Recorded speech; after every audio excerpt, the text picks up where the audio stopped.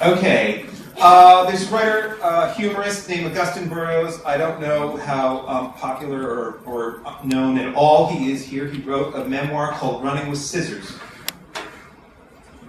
And basically he had the weirdest, craziest, most dysfunctional childhood of just about anybody I know, and wrote this memoir about that. I did not work on that book, but then we subsequently became friends, and I've worked on all his books since then. His follow-up to Running with Scissors was called This, and it was about his stint in rehab. He became a very successful advertising executive in New York on Madison Avenue in his 20s, and a raging alcoholic, which I know is redundant, but it's true. So, what happened was, his co-workers did an intervention where they basically called him into a meeting and said, you are going to go into rehab, or you are going to be fired and you will die. So he then went into rehab even though he really didn't want to. And it's a really, really interesting, amazing account of that. And he makes it very funny even though it's extremely painful. So he obviously was very much in denial about his condition. And I wanted the book jacket to look like it was in denial as well. So this is the opposite of Typography 101. In Typography 101, at least in the States, basically they tell you, okay, your first assignment is to select a word and then make it look like what it says it is. This is the opposite of that. We have our word now, and we need to make it look like it's the opposite of what it says it is. And so this became the cover, and this was the single most low-tech thing that I've ever worked on. I basically set up all the typography in Quark. I printed it out on an Epson printer with water-soluble ink. I tacked it up onto the wall. I took a bucket of water and I threw it at it. And that is what you see. That is the result of what you see. And so he liked it a lot, and this book became #1. And you know, that's a whole other issue about the New York Times bestseller list and do covers sell books and all this kind of thing. This is a very, very unsolvable issue. I think it's a case-by-case basis. I think this cover helped people to pick it up, but I think it's the book itself that is going to sell itself.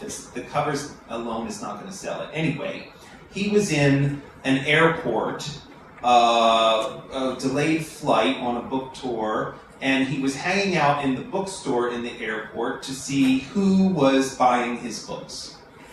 So a woman of a certain age comes up to this, and she picks it up, and she looks at it, and she squints. She takes it over to the counter, and she says, "This one's ruined!"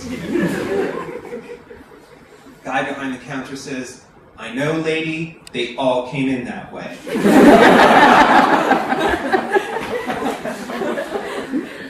So that's a good printing job. All right. So Augustine's next book after this was called This. Now this is a collection of humorous essays and observations that he has made. He tells me this over the phone, and he says, this is the title of the new book. What do you think? And I said, I think it's great, and I know exactly what I want to do for the cover. And he said, what? And I said, I'm not going to tell you.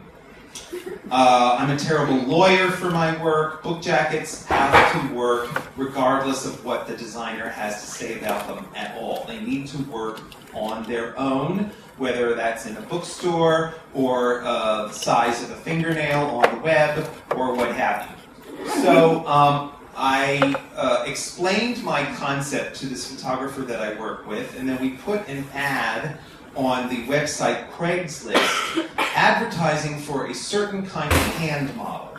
Now, we received several crank responses until we found the right person. And he was rather pleased because he doesn't get much work as a hand model.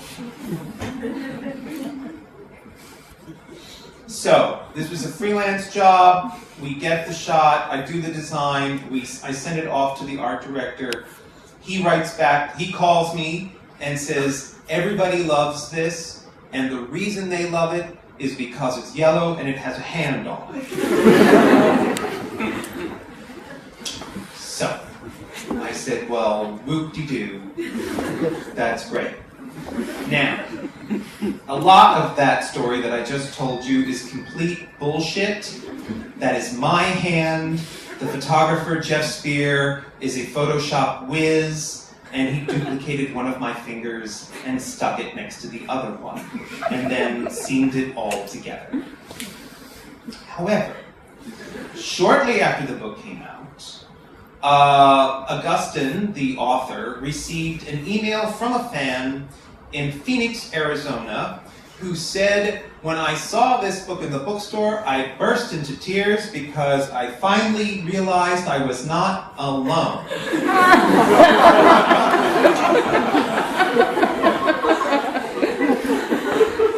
This is not a Photoshop trick, although I deeply wish it was. And then, of course, once the shock set in, and I looked at it, I thought, bitch, where were you when we were making this book? Don't you go on Craigslist? Apparently not. However, my favorite thing about this photo is the 30% off sticker, which of course should say 30% more.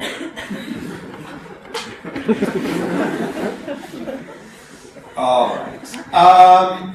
Another lesson that we learned at school that I still use to this day is reducing. Reducing. You do a design for something. It's got several elements. You're not sure about it. The teacher says, okay, start taking elements away, and until the point where if you take any more away, there simply won't be enough.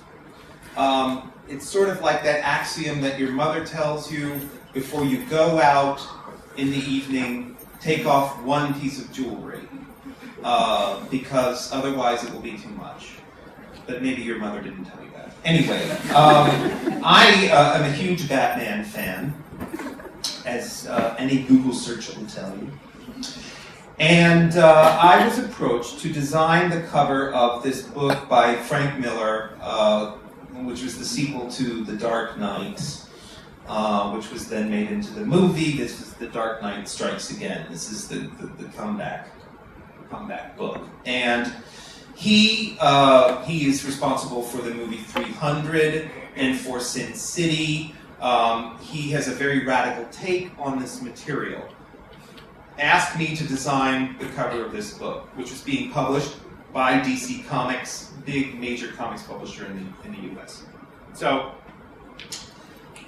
basically, DC Comics usually keeps all their design in-house, but they said to Frank Miller, okay, if this is what you really want, then you have to let him, i.e. me, do what he wants to do. And you can't be rejecting what he wants, because, you know, otherwise this will not work. So anyway, he says fine. The other thing that he said was, I've done an entire book's worth of art. I don't want to do any new art for the cover. I want you to pick something from the inside that can be used on the front. Which was very intimidating, but also music to my ears, because that's a way that I very much like to work, as opposed to saying to him, oh, draw Batman doing this or doing that.